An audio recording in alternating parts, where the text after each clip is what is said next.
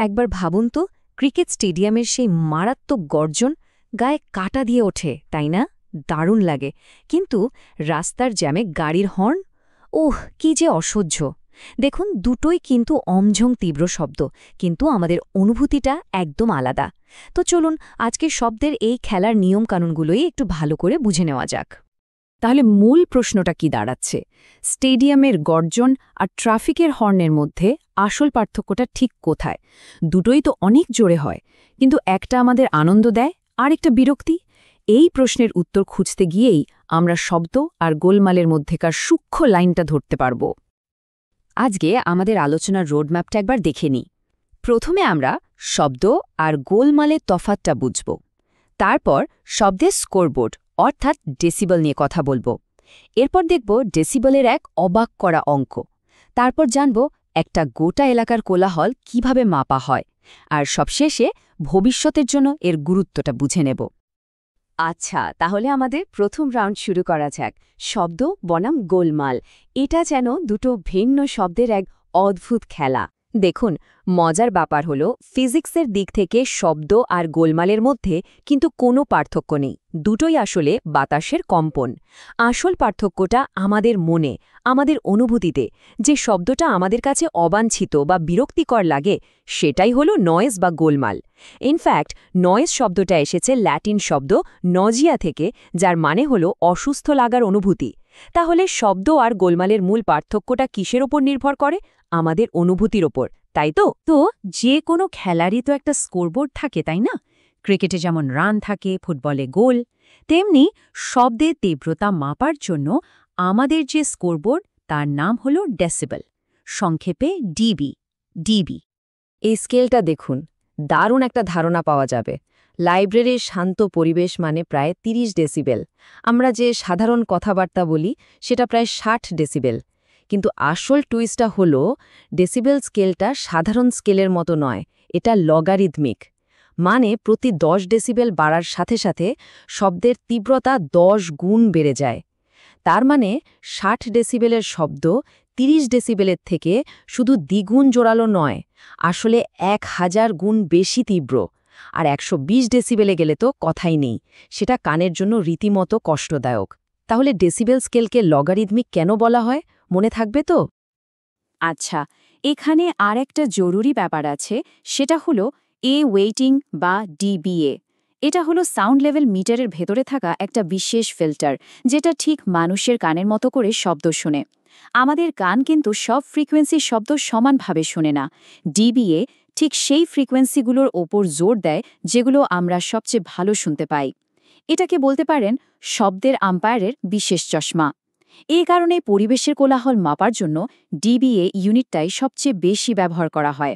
তাহলে community noise মাপার জন্য ডিবিএ কেন বেশি উপযুক্ত? কারণ এটা আমাদের শোনার অনুভূতিকে পরিমাপ করে। চলুন এবার ডেসিবেলের সবচেয়ে অবাক করা অংশে যাওয়া যাক, এর অঙ্ক। ক্রিকেটে যেমন দুজন ব্যাটসম্যানের রানের পার্টনারশিপ হয়, শব্দের পার্টনারশিপটা কিন্তু সাধারণ যোগের মতো চলে না। তাহলে একটা সহজ প্রশ্ন করা যাক। ধরুন একটা মেশিনের শব্দ ৯০ ডেসিবেল। পাশে যদি ঠিক একই রকম আরেকটা মেশিন চালানো হয়, তাহলে মোট শব্দ কত হবে? সাধারণ বুদ্ধিতে তো মনে হবে ৯০ যোগ ৯০ মানে ১৮০ ডেসিবেল, তাই তো? কিন্তু উত্তরটা একদমই তা নয়। উত্তরটা হলো মাত্র ৯৩ ডেসিবেল। হ্যাঁ, ঠিকই শুনছেন। অবাক হলেন তো? কারণ শব্দের এনার্জি সাধারণ পাটিগণিতের নিয়মে যোগ হয় না। যেহেতু ডেসিবেল স্কেলটা লগারিদমিক, তাই দুটো একই শক্তির উৎস যখন একসাথে মেশে, তখন শব্দের তীব্রতা দ্বিগুণ হয় ঠিকই, কিন্তু ডেসিবেলের মান বাড়ে মাত্র ৩। এটা মনে রাখার জন্য একটা ছোট্ট ট্রিক আছে। একই শব্দ দ্বিগুণ হলে মাত্র ৩ ডিবি বাড়ে। এই সহজ নিয়মটা নয়েজ কন্ট্রোলের জন্য কিন্তু ভীষণ জরুরি।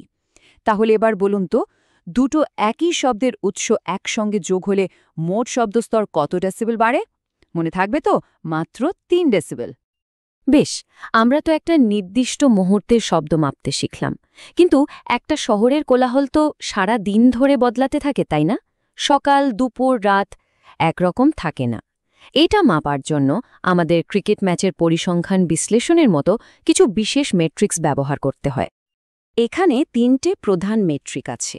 1 লেক, এটা হলো একটা নির্দিষ্ট সময়ের গড় শব্দস্তর, অনেকটা একটা ক্রিকেট টিমের গড় রান রেটের মতো। 2 এলডিএন, এটা হলো দিন রাতের গড়, কিন্তু এখানে একটা টুইস্ট আছে। রাতের বেলার শব্দের জন্য 10 ডেসিবেলের পেনাল্টি যোগ করা হয়, কারণ রাতের নিস্তব্ধতায় অল্প শব্দে অনেক বেশি বিরক্তিকর লাগে। এটা অনেকটা দিন রাতের ম্যাচের পেনাল্টির মতো। আর 3 নম্বর হলো এলএন, যেমন L90, এটা আমাদের বলে যে কত শতাংশ সময় ধরে শব্দের মাত্রা একটা নির্দিষ্ট লেভেলের ওপরে ছিল, অনেকটা পিচ রিপোর্ট বা বিশেষজ্ঞদের বিশ্লেষণের মতো। তাহলে লেক আর এলডিএন এর মধ্যে মূল পার্থক্যটা কি? রাতের বেলার সেই 10 ডিবি পেনাল্টি। তাহলে শব্দের এই পুরো খেলাটা থেকে আমরা কি শিখলাম? চলুন এবার একটা ছোট্ট পোস্ট ম্যাচ বিশ্লেষণ হয়ে যাক। খুব সংক্ষেপে বললে আমরা শিখলাম যে ডেসিবেল হলো শব্দের স্কোরবোর্ড, ডিবিএ মানুষের কানের মতো করে শোনে। দুটো একই উৎস যোগ হলে শব্দস্তর মাত্র 3 ডেসিবেল বাড়ে। এলইকিউ হলো শব্দের রান রেট বা গড় স্তর, আর এলডিএন হলো নাইট টাইম পেনাল্টি সহ গড়। এই কয়েকটা জিনিস মাথায় রাখলে শব্দের পরিমাপ বোঝাটা অনেক সহজ হয়ে যাবে। সবশেষে একজন সিভিল ইঞ্জিনিয়ার হিসেবে এই জ্ঞানটা কেন জরুরি? কারণ ইঞ্জিনিয়ারিং শুধু ইট সিমেন্টের কাঠামো তৈরি করা নয়, এটা মানুষের জীবনযাত্রার অভিজ্ঞতাকে ডিজাইন করা। শব্দের এই বিজ্ঞানটা ভালোভাবে বুঝলে এমন একটা স্বাস্থ্যকর আর শান্তিপূর্ণ পৃথিবী ডিজাইন করা সম্ভব, যেখানে সবাই শান্তিতে থাকতে পারে। এই জ্ঞানটা শুধু পরীক্ষার জন্য নয়, এটা সারা জীবনের কাজের সঙ্গী হয়ে থাকবে।